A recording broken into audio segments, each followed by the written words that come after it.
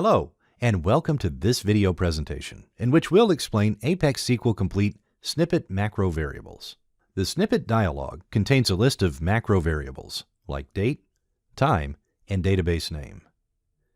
Using these macro variables in the snippet code, we'll return a variety of results, including the current date, time, connection server name, connection login, connection database, a connection username, a local OS username, and a local host username, and more.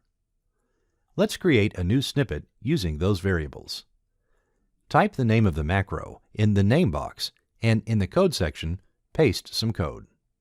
Click the OK button. Let's call this snippet and see the results.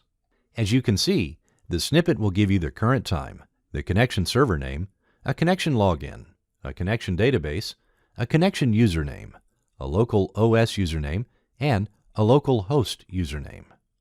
Now, let's create another snippet, but this time we'll use the object macro variable. The object variable will replace the macro variable with an object selected from the hint list.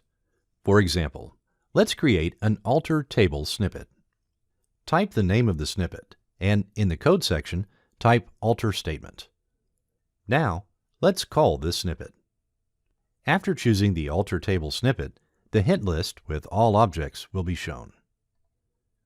When an object is selected from the hint list, the object macro variable will be replaced with the name of the object selected from the hint list.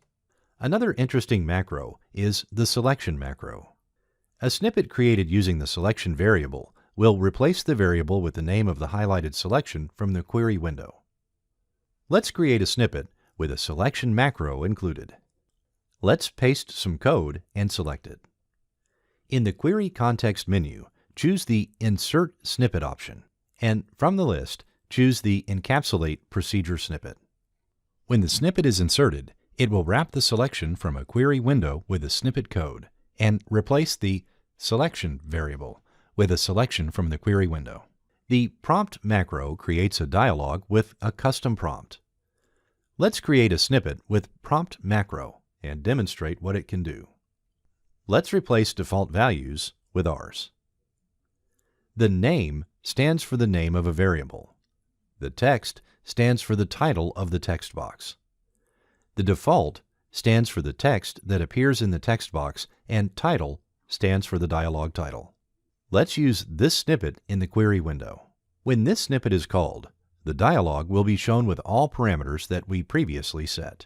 As you can see, the inserted name will be saved and used in the place in a snippet where it's defined.